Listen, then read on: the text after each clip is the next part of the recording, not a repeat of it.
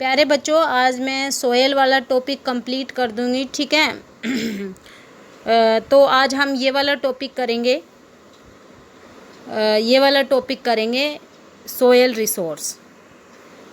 Sorry बच्चों, ये वाला टॉपिक करेंगे मृदा सोयल रिसोर्स। सबसे पहले तो मृदा होती क्या है, व्हाट इज़ अ सोयल। अब मैं इसकी डेफिनेशन आपको बताऊंगी और आप ये डेफिनेशन अपनी कॉपी में लिख लेना। मैं इसको 2 बार रिपीट करूंगी ताकि तुम आराम से लिख सको। अगर फिर भी तुम्हें प्रॉब्लम है तो तुम वीडियो को बैक में जाकर और फिर इसको आराम से लिख लेना। भूपृष्ठ की वह ऊपरी परत जो पौधों को उगने व बढ़ने के लिए खनिजांश व जीवांश प्रदान करती है, मिट्टी कहलाती है। आई रिपीट, भूपृष्ठ की वह ऊपरी परत जो पौधों को उगने व बढ़ने के लिए खनिजांश व जीवांश प्रदान करती है, मिट्टी कहलाती है, ठीक है। अब बच्चों, मिट्टी एक बहुत ही इम्पोर्टेंट रिसोर्स है, बहुत महत्वपूर्ण संसाधन है। देखा, हमने संसाधन पढ़ा, हम संसाधन मैंने कितनी बार डिफाइन कर दिया, ठीक है। अब एक बहुत ही इम्पोर्टेंट जो हमारा रिसोर्स है वो मिट्टी है। ह्यूमन बीइंग की 95% जो नीड्स हैं वो किससे फुलफ़िल होती है, वो होती है सोयल से। 95% आवर बेसिक नीड्स क्या है कि फूड है। फूड हमें मिट्टी से मिलता है। आप वीट ग्रो करते हो खेतों में, देन आपको वो आटा बन के रोटी बनती है, ठीक है। शेल्टर है आपका घर जिसमें आप रह रहे हो, वो आपको भूमि पर बना हुआ है, ठीक है। क्लोथिंग वगैरह है, आपके कपड़े जो बनते हैं, कपास खेतों में ग्रो होता है, फिर देन वो प्रोसेसिंग होकर आपके कपड़े बनते हैं। तो ह्यूमन बीइंग्स की 95% जो बेसिक नीड्स है वो हमारी किससे कंप्लीट होती है, फ्रॉम द लैंड। अब ये केवल एक बहुत ही इम्पोर्टेंट रिसोर्स है, हमें इसको कंजर्व करना होगा। क्योंकि देखो, दो ऊपर अपर लेयर, जो मोस्ट अपर लेयर है, अपर मोस्ट लेयर है सोयल की 2 सेंटीमीटर। आपने स्केल कभी देखा होगा, उस पे एक जगह एक तरफ इंचेज लिखा हुआ होगा और दूसरी तरफ सेंटीमीटर। 2 सेंटीमीटर, केवल मात्र 2 सेंटीमीटर जो लेयर है, मोटी परत जो है मिट्टी की, बनने में 200 वर्ष लग जाते हैं, लगभग 200 वर्ष। में भी बीच में डिस्ट्रॉय हो जाए तो और ज़्यादा टाइम पीरियड इंक्रीज हो जाता है, लेकिन ये एक कॉमन बात है, ये एक फैक्चुअल डाटा हमारे पास है कि 2 सेंटीमीटर जो मोटी मिट्टी की परत बनने में लगभग 200 वर्ष लग जाते हैं और उसको डिस्ट्रॉय होने में ओनली 2 सेकंड्स लगते हैं।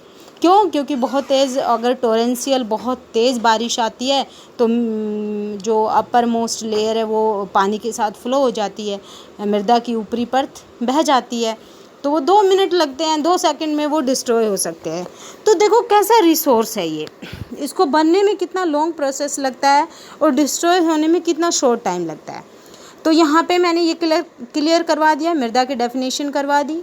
एक महत्वपूर्ण इम्पोर्टेंट रिसोर्स है, उससे सारी ह्यूमन बीइंग की 95% बेसिक नीड्स जो फुलफ़िल होती है फ्रॉम द लैंड।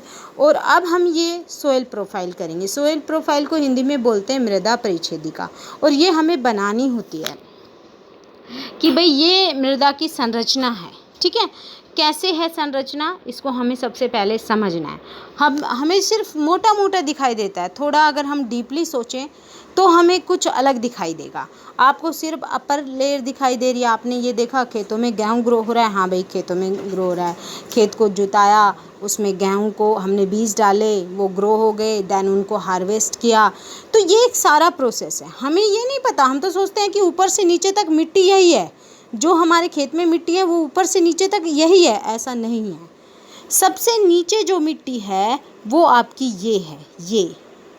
और ये क्या है बच्चों, ये पेरेंट रॉक है, मूल चट्टान है। यहाँ पर वो चट्टान जिसकी विदरिंग नहीं हुई। विदरिंग मतलब जो चीज़ अपने ही स्थान पर टूट फूट जाती है पड़े पड़े रहने से, तो उसे हम विदरिंग बोलते हैं, अपक्षय इसे हिंदी में बोलते हैं।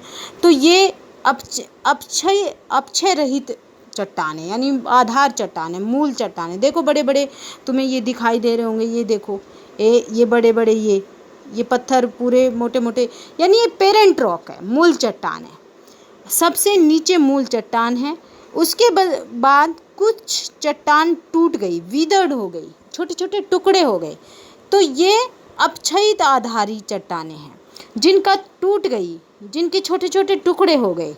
ये वाला एरिया, ये डी ओरिजिन है, ये सी ओरिजिन है, और ये बी ओरिजिन है, और ये ए ओरिजिन है। ये वाला एरिया ए है, ठीक है, ये वाला एरिया, यानी A B C D, Hindi में आप इसे कै ख ग बी लिख सकते हो, ठीक है। तो अब ये क्या है, ये तो मूल चट्टान है जिसके बिल्कुल ही आधारी चट्टान है, जिसकी बिल्कुल टूट फूट नहीं हुई है। उसके बाद कुछ चट्टान टूट जाती है, छोटे छोटे टुकड़े हो जाते हैं, कंकड़ बजरी बन जाती है, तो वो ये सी ओरिजिन में है, ठीक है। अब ये जो बी ओरिजिन है इसको हम बोलते हैं सब सोयल। सब सोयल में कुछ करैक्टरिस्टिक्स ए की मिलती है, कुछ करैक्टरिस्टिक्स सी की मिलती है, तब जाकर ये सब सोयल बनती है। इसमें ए की भी करैक्टरिस्टिक्स हैं, इसमें सी की भी विशेषताएं हैं, ठीक है, कि छोटे छोटे यहाँ पे लीचिंग से कुछ पार्टिकल्स ए के आ गए, कुछ सी के आ गए, तो हम इसे उपमृदा कहते हैं। लेकिन ये इतनी फर्टाइल नहीं है। मोस्ट फर्टाइल जो है वो ये है, जिस पर हमारे गेहूँ, कपास, शुगर केन एवरीथिंग ग्रो होते हैं। ये अपर मोस्ट जो ग्रीन कलर की दिखाई दे रही है, इसे हम मृदा का जो ए संस्तर है, जो ए ओरिजिन है, वो बोलते हैं, ये मोस्ट फर्टाइल है, ठीक है बच्चों। ये हो गई मृदा परिच्छेदिका, इसमें 4 है, ए बी सी डी। ए है जो वो ओरिजिनल मृदा है, यानी फर्टाइल है, सोयल है। बी में सब सोयल है, जिसकी कुछ करैक्टरिस्टिक्स ए की मिलती है, कुछ करैक्टरिस्टिक्स सी की मिलती है, यानी वो उपमृदा है। सी जो है वो अपक्षयित चट्टान है, टूटी फूटी चट्टान, बजरी कंकड़ इससे बनी हुई है। डी ओरिजिन में आधारी चट्टान है, मूल चट्टान है, उसका अपक्षय नहीं हुआ है। तो ये मृदा परिच्छेदिका थी। ये जो मिट्टी का पूरा जो टॉपिक है ये हो गया है यहाँ तक। अब हम ये वाला टॉपिक करेंगे, ठीक है, ये वाला टॉपिक करेंगे, मृदाओं का वर्गीकरण, क्लासिफिकेशन ऑफ सोयल्स। सोयल्स का क्लासिफिकेशन उनकी विशेषताओं के आधार पर किया गया, ठीक है। सबसे पहले जो सोयल का क्लासिफिकेशन किया गया कि डिफरेंट टाइप्स की सोयल हैं, उनमें उनकी डिफरेंट करैक्टरिस्टिक्स हैं। सबसे पहली सोयल का नाम है जलोढ़ मृदा, इसको इंग्लिश में बोलते हैं एलुवियल सोयल। एलुवियल सोयल होती क्या है, कहाँ पे पाई जाती है? देखो बेटा, सबसे पहले तो ये नवीन मिट्टी है। जैसे हम एक एग्जाम्पल ले लेते हैं। एग्जाम्पल हमारा है गंगा रिवर, ठीक है। गंगा रिवर का ओरिजिन होता है उत्तराखंड से, गंगोत्री ग्लेशियर से। वहाँ से ये माउंटेन एरिया से फ़्लो करके आती है, ठीक है ना। माउंटेन एरिया से फ़्लो करके हरिद्वार किसके लिए फ़ेमस है? इसलिए फ़ेमस है कि वो प्लेन एरिया में एंट्री हो जाती है। अब गंगा का जो माउंटेन एरिया वो क्विट कर दिया उसने, और अब उसका प्लेन एरिया स्टार्ट हो गया। तो प्लेन एरिया में क्या होगा? आप एक ऊंचाई से चढ़कर आ रहे हो, आप पहाड़ पर जल्दी चढ़ पाओगे या प्लेन एरिया पर जल्दी चढ़ पाओगे? पहाड़ पर बड़ी मुश्किल से। तो प्लेन जो रिवर्स होती हैं उनको स्पीड ज़्यादा होती है, ढाल ज़्यादा होती है, तो स्लोप ज़्यादा होता है, तो उनकी वेलोसिटी, उनकी स्पीड ज़्यादा होती है। लेकिन जैसे ही वो प्लेन एरिया में एंट्री करती है उसकी स्पीड कम हो जाती है, और जब स्पीड कम हो जाती है, वेलोसिटी उसकी कम हो जाती है, तो क्या करती है रिवर्स अपने साथ जो बहा कर लेकर आई है, मोटे मोटे पत्थर है, कंकड़ है, ग्रेवल्स है, सैंड है, जो भी है, उसको डिपॉजिट करती है। उसके डिपॉजिट होने से जो सोइल बनी है दैट इज़ एलुवियल सोइल। समझ गए? ये मैंने तुम्हें एग्जाम्पल दिया गंगा रिवर का। ऐसे ही अब हम इसको ऐसे डिफ़ाइन करेंगे कि नदियाँ जो अपने साथ बहाकर लेकर, अवसाद जो बहाकर लेकर आई और उसके जमा होने से जिस मिट्टी का निर्माण हुआ है वो मिट्टी जलोढ़ मिट्टी है। और ये मिट्टी भारत के अधिकतर उत्तरी मैदान में, तटीय क्षेत्रों में, डेल्टाई क्षेत्रों में ये मिट्टी पाई जाती है। ये काफ़ी उपजाऊ मिट्टी है और भारत के मोस्टली जो पार्ट पे यानी मैक्सिमम पार्ट पे ये एलुवियल सॉइल पाई जाती है। एलुवियल सॉइल कहाँ कहाँ पाई जाती है? मैदानों में, समतली मैदानों में, जैसे गंगा और ब्रह्मपुत्रा का जो हमारा मैदान है फेमस है, यहाँ पर एलुवियल सॉइल पाई जाती है। और कहाँ पाई जाती है? डेल्टाई क्षेत्रों में। इसके अलावा तटीय क्षेत्रों में एलुवियल सॉइल पाई जाती है। अब सारी इसके अलावा जो गोदावरी है, महानदी है, कृष्णा है, कावरी है, इनका जो एरिया है, जब ये अपने बे ऑफ बंगाल में गिरती है अपने पानी को, तो वहाँ पर भी डेल्टाई जो क्षेत्र है उसमें छोटे छोटे जो डेल्टा बनाती है, वहाँ पर भी यही सॉइल पाई जाती है, एलुवियल सॉइल पाई जाती है। ठीक है, इसमें काफ़ी महीन कण भी होते हैं, क्योंकि डेल्टाई क्षेत्र में जब नदी, डेल्टा कब बनता है? जब समुद्र में गिरने से पहले नदी अपने द्वारा बहाकर लाए गए अवसाद को एक त्रिभुजाकार आकृति में जमा कर देती है, डिपॉजिट कर देती है। जो आकृति बनती है, जो शेप बनती है, वो डेल्टा बनता है। ये हो गया। अब एलुवियल सॉइल के भी डिफरेंट, सेम नहीं होती, हर जगह सेम नहीं होती, अलग अलग जगह अलग अलग एलुवियल सॉइल होती है। क्योंकि जब नदी ने जैसे ही माउंटेन एरिया को छोड़ा और प्लेन एरिया में एंट्री की, तो शुरू में वो मोटे मोटे पत्थरों को जमा करेगी, और आगे चलेगी और उसकी वेलोसिटी कम होगी तो थोड़े से बारीक को जमा करेगी, देन और आगे चलेगी। तो छोटा सा भी कोई भी रुकावट, ऑब्स्टेकल जब उसके मार्ग में आ जाती है, कोई भी बाधा, तो अपना वो रास्ता भी बदल लेती है और महीन कणों को वहाँ पर जमा करेगी। अल्टीमेटली जब वो समुंदर में गिरती है तो बिल्कुल बारीक कण जो होते हैं उनको जमा कर देती है। यानी मैंने एक प्रोसीजर सा बता दिया कि शुरू में मोटे कणों को, फिर थोड़े और छोटे, फिर थोड़े और छोटे, और लास्ट में बिल्कुल बारीक जो अवसाद, जो सेडिमेंट्स बहा कर लाती है, उसको डिपॉजिट करती है, तब जाकर ये एलुवियल सॉइल बनती है। इसकी यही विशेषता है, इसलिए इसको अलग अलग उसमें बांट लिया कि बांगर और खादर। बांगर, भाबर और तराई, बांगर और खादर। भाबर में क्या होता है कि भाई बहुत मोटे मोटे पत्थर, बिल्कुल पर्वत की तलहटी पर जो मिट्टी बनती है वो क्या होती है? वो भाबर होती है, मोटे मोटे पत्थर होते हैं। रिवर्स जो होते हैं उसमें डिसअपीयर हो जाती है, यानी लुप्त हो जाती है, दिखाई नहीं देती। तराई वो क्षेत्र है जो महीन वाला क्षेत्र है, दलदली क्षेत्र है। जो रिवर्स हमारी भाबर में डिसअपीयर हुई थी, वो आकर यहाँ पर अपीयर होने लगती है, दिखाई देने लगती है। और उसके बाद हमारा बच गया क्या? बांगर और खादर। बांगर क्या होता है कि मान लो बहुत समय पहले फ्लड आया, बाढ़ आया, अभी असम में बाढ़ आ रहा है, काफ़ी पानी है, बेचारे जानवर, काजीरंगा, इनमें भी पानी चला गया। तो जब बाढ़ आती है, बहुत पहले समय में बाढ़ आई, और मतलब बाढ़ समाप्त हो जाने के बाद एक नई मिट्टी की परत जमा हो जाती है, उसे हम क्या कहेंगे? बांगर। कि प्राचीन समय में बाढ़ आई थी और उसके जमा होने से अवसादों के एक नई मिट्टी की परत के जमा हो गई, उसे हम बांगर कहते हैं। लेकिन अभी वर्तमान समय में बाढ़ आई और जो उनके महीन अवसादों के जमा होने से जो मिट्टी बनी, उसे हम खादर कहते हैं। खादर मतलब नवीन मृदा है, कि लेटेस्ट फ्लड आया और उस फ्लड के समाप्त हो जाने के बाद जो मिट्टी बनी वो खादर मिट्टी है। तो इसके भी 4 टाइप्स कर दिए हमने, कि भाबर है, तराई है, बांगर है और खादर है। ठीक है, ये 4 टाइप्स हमने एलुवियल सॉइल के कर दिए हैं। एलुवियल सॉइल आपकी कंप्लीट हो गई है। और ये सॉइल है, ये देखो बच्चों, ये सारा का सारा एरिया आपको दिखाई दे रहा होगा, ये सारा एरिया एलुवियल सॉइल का है। मैंने कहा संपूर्ण भारत के उत्तरी मैदान में ये तटीय क्षेत्र, ये वाला तटीय क्षेत्र है, ये वाला डेल्टाई क्षेत्र है, गंगा ब्रह्मपुत्रा का सुंदरबन डेल्टा है, यहाँ पर कुछ पार्ट, यहाँ पर ये सारी एलुवियल सॉइल पाई जाती है। ठीक है बच्चों, अब हम नेक्स्ट सॉइल करेंगे। नेक्स्ट सॉइल हमारी है ये वाली ब्लैक सॉइल, ये वाली है ब्लैक सॉइल। और ब्लैक सॉइल हमें कैसे, क्या, कब बनती है, ये हम बताएंगे। ब्लैक सॉइल की क्या विशेषताएं हैं बच्चों?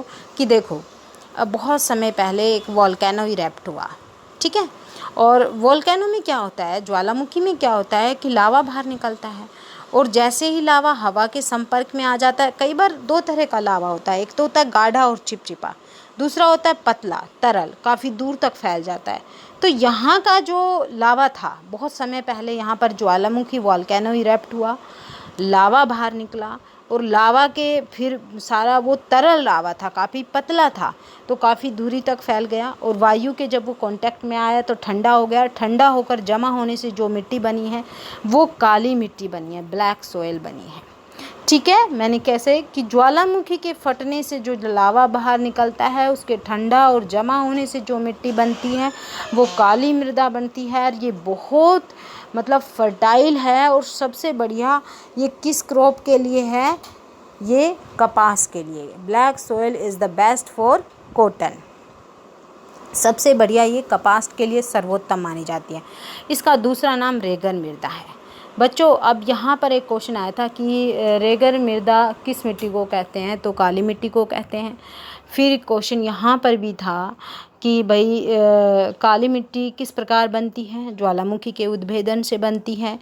काली मिट्टी किस फसल के लिए सर्वोत्तम है, कपास के लिए, कपास आपने सुना होगा, कॉटन से क्लॉथ बनते हैं। ठीक है बच्चों, अब यहाँ पे हमने क्या किया, इसमें बिल्कुल बारीक मतलब क्ले होती है, बहुत ही बारीक क्ले होती है।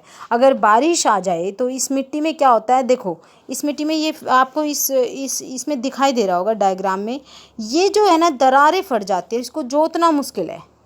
जब बारिश समाप्त हो जाने के पश्चात इस मिट्टी में क्रैक्स आ जाते हैं, दरारें आ जाती है और उसका इतनी चिपचिपी हो जाती है इसकी जुताई करना काफ़ी मुश्किल काम है। ठीक है, अब इसके पश्चात इस मिट्टी की विशेषता ये होती है कि इसमें एक लिप कैप वर्ड याद रख लो कि इसमें लाइम होता है और मैग्नीशियम होता है, पोटेशियम होता है, लिप और आयरन होता है। ठीक है, और एल्यूमिनियम होता है। ये इस मिट्टी की सारी विशेषता है। आपकी ब्लैक सॉइल कंप्लीट हो गई है। Black soil is the best for cotton और ये वॉल्केनिक इरेप्शन से बनी है। इसका अनदर नेम रेगर मिट्टी है और इसमें चूना, लोहा, मैग्नीशियम, पोटाशियम इत्यादि पाए जाते हैं। जब बारिश होती है तो ये बहुत ही चिपचिपी और होती है, इसमें क्रैक्स पड़ जाते हैं जिसकी जुताई करना मुश्किल है। और एक मैं यहाँ पर भूल गई थी, मोस्ट इम्पोर्टेंट, कि ये गुजरात और महाराष्ट्र में मैक्सिमम पाई जाती है और गुजरात और महाराष्ट्र में कपास भी सबसे अधिक होती है। सबसे ज़्यादा कौन से, गुजरात और महाराष्ट्र में ये बहुत ज़्यादा पाई जाती है। अब नेक्स्ट सॉइल करते हैं। नेक्स्ट सॉइल है हमारी लाल और पीली मृदा। लाल और पीली मृदा हमारे लगभग दक्षिणी भागों में, पूर्वी भागों में पाई जाती है। ठीक है, और यहाँ पर मैंने आपको लाल और पीली जो मृदा का कलर है वो ऑक्सीडेशन के कारण होता है कि मिट्टी का, जैसे मिट्टी का जो पानी से संपर्क होता है, अगर मिट्टी में आयरन है और उसका पानी से संपर्क हो गया तो उसका रंग कैसा हो जाएगा, लाल हो जाएगा। ठीक है ना, लाल जैसे हमारे हीमोग्लोबिन में आयरन होता है, ठीक उसी तरह इस मिट्टी में आयरन होता है, तो उसकी पानी से जब कांटेक्ट होता है तो उसका कलर रेड हो जाता है। ठीक है, और पीला उसमें हाइड्रेशन की प्रक्रिया के कारण, जल योजन की प्रक्रिया के कारण उसका पीला कलर हो जाता है। और ये कहाँ पर पाई जाती है, ये पेनिनसुलर एरिया जो दक्षिणी पठार का हिस्सा में पाई जाती है और उड़ीसा में, छत्तीसगढ़ में कुछ हिस्सों में पाई जाती है। ठीक है, और ये किस प्रकार बनी है, ये आग्नेय और रूपांतरित चट्टानों के जो चट्टानें हैं उनके जो अपक्षय से बनती है ये वाली मिट्टी। ठीक है, इसका जो पीला रंग, लाल रंग लोह ऑक्साइड के कारण होता है, पीला रंग इसका हाइड्रेशन यानी जल योजन के कारण होता है। लेटराइट मिट्टी करेंगे अब हम, लेटराइट मिट्टी करेंगे। ठीक है, लेटराइट मिट्टी क्या होती है बच्चों, लेटराइट मिट्टी जो होती है, लेटराइट मिट्टी जो होती है वो क्या है कि लेटराइट मिट्टी में, जो लेटराइट शब्द ग्रीक भाषा के लेटर से बना और जिसका अर्थ होता है ईंट, यानी भवन निर्माण के लिए, बिल्डिंग्स बनाने के लिए जिस मिट्टी का प्रयोग होता है, जिससे ईंटें बनाई जाती है, ये ईंटें जो बनाई जाती है वो हम किसके लिए करते हैं, हम कौन सी मिट्टी का प्रयोग करते हैं, हम इस मिट्टी का प्रयोग करते हैं, लेटराइट मिट्टी। लेटर शब्द से बना है, लेटर का मतलब ही ईंट होता है, यानी भवन निर्माण प्रक्रिया के लिए ये मिट्टी सर्वोत्तम है। सबसे पहले ये मिट्टी कहाँ पाई जाती है, जहाँ पर बहुत ज़्यादा तापमान और बहुत ज़्यादा वर्षा होती है वहाँ पर ये मिट्टी पाई जाती है। ऐसा कौन सा एरिया है, ऐसा इक्वेटोरियल एरिया है। मैंने बताया था भूमध्य रेखा पर हर दोपहर के बाद बारिश होती है, तो अत्यधिक ताप और अत्यधिक वर्षा वाले क्षेत्रों में जो मिट्टी पाई जाती है वो लेटराइट मिट्टी है बच्चों। और लेटराइट मिट्टी में लीचिंग सिस्टम होता है, लीचिंग की प्रक्रिया होती है। लीचिंग क्या होता है कि पानी भरा है, मान लेते हैं हम किसी एरिया में पानी भरा है, ठीक है, इस एरिया में पानी भरा है और इस एरिया में जब पानी भरा है तो जो मिट्टी के कुछ महत्वपूर्ण जो एलिमेंट्स है वो रिस कर नीचे चले जाएंगे, अंडरग्राउंड नीचे चले जाएंगे।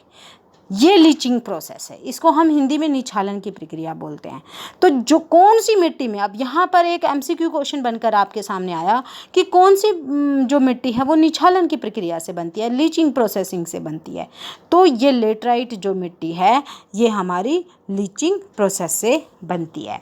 और ये मिट्टी कहाँ पर पाई जाती है? उष्ण और उपोष्ण कटिबंधीय क्षेत्रों में। मैं पहले बता चुकी हूँ, ट्रॉपिकल और सब ट्रॉपिकल यानी भूमध्य रेखा और उसके आसपास के एरिया में जो मिट्टी पाई जाती है वो ये मिट्टी पाई जाती है। कर्नाटक में, तमिलनाडु के कुछ काजू की फसल इसमें होती है, लेटराइट सॉइल में काजू की फसल होती है बच्चों।